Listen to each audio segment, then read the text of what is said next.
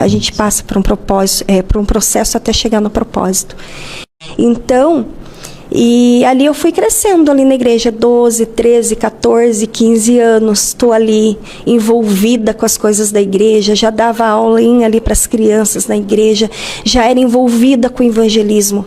Só que Deus, Ele permite a gente ter as nossas próprias experiências, ainda que elas sejam amargas.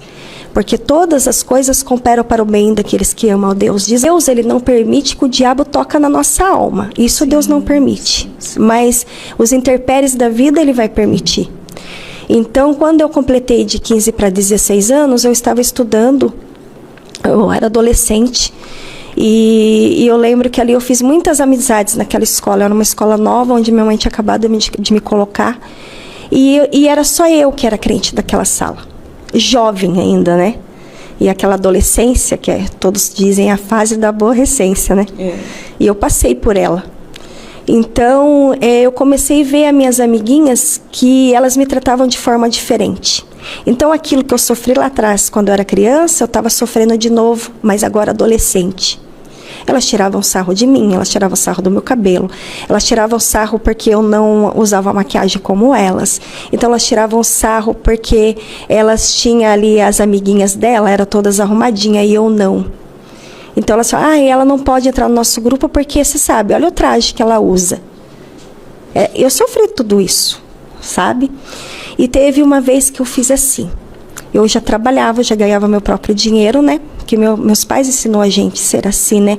É trabalhar pra gente conquistar as nossas coisinhas, ainda mais sendo criança, pra gente valorizar.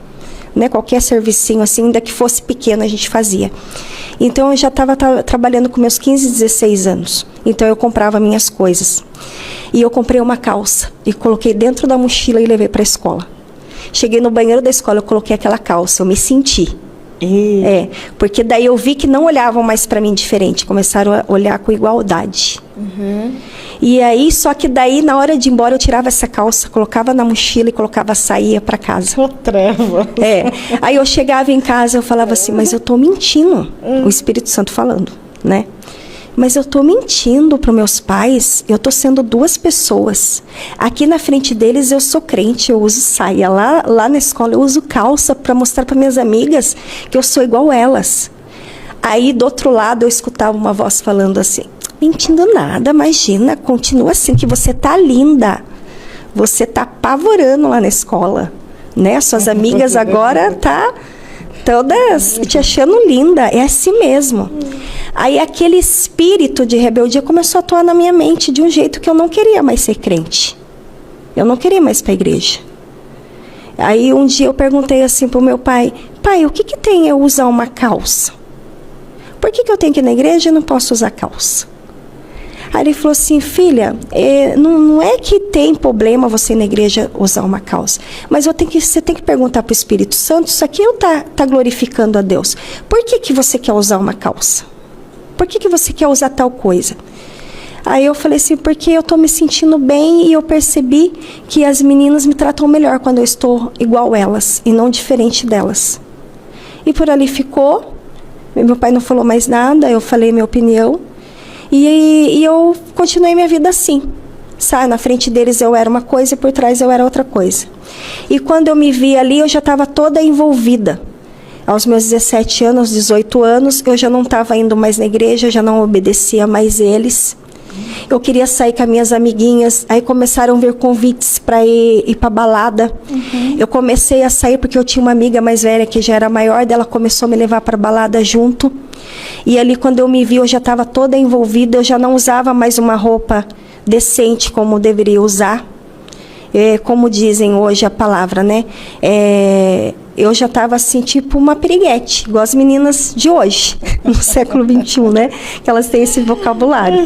Então, eu já estava ali nesse nível, mas eles. Aí eu falava que ia dormir na casa de uma amiga e eu ia para balada. E às vezes meu pai com a minha mãe nem sabia onde eu estava. Porque naquela época não tinha esse celular de hoje que você podia se comunicar, não tinha nada disso. Eu também não tinha celular.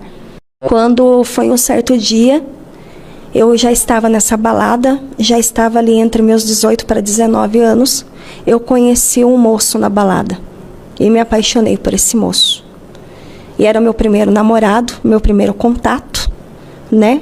Até então a gente ia na balada, a gente se divertia, não é como hoje, né?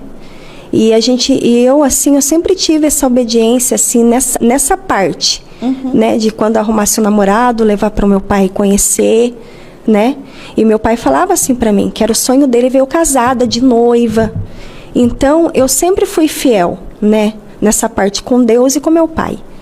Então, um certo dia eu conheci esse moço quis me namorar e eu falei assim, olha, eu só posso namorar com a autorização do meu pai. Eu gostaria que você fosse conhecer meus pais, porque ele não era evangélico.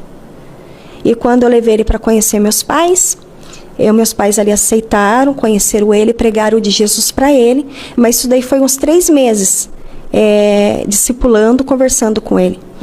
E quando ele levou eu para conhecer a mãe, a própria mãe falou para mim, falou assim, você vai namorar meu filho, mas o meu filho não é para casar. Aí aquilo já me assustou.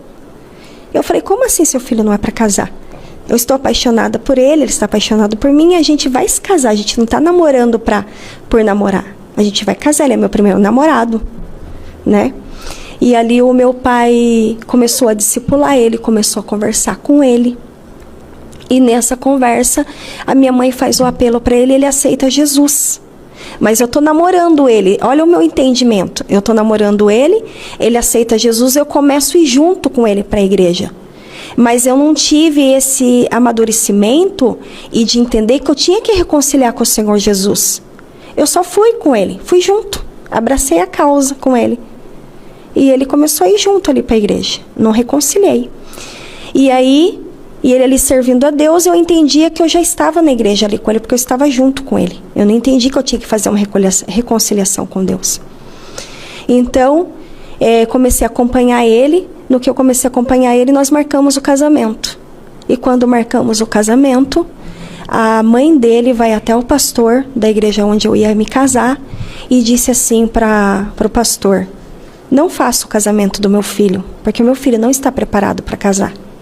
E o pastor disse, como que eu não vou fazer o casamento dos dois, sendo que os dois estão apaixonados e querem se casar? No dia do casamento, essa época eu ia completar 20 anos de idade. Nessa mesma época, eu completar 20 anos de idade. E ali, a gente se casou. Mesmo a mãe dele chorando muito no casamento. Ela chorava que parecia que estava num velório. Nossa. Tanto que ela chorava. E um dia eu disse para ela assim, Dona Amélia, a senhora não me ama? Ela falava assim, amo, filha. Eu amo você como uma filha. Porque você é como se fosse minha filha, eu só tenho ele de filho. Por que a senhora chora tanto? A senhora não está feliz? Ela falou, estou feliz, mas eu sinto que você não será feliz. Ela falava isso para mim, no dia do meu casamento. E ali a gente tinha nosso cantinho lá, nossa casinha, meu pai separou ali da casa 2 cômodos para nós e nós começamos a viver ali, sabe? Aí com 8 meses de casada, eu engravidei do Lucas. Engravidei do Lucas, apresentei meu filhinho na igreja, né? O pastor ali que fez o nosso casamento na época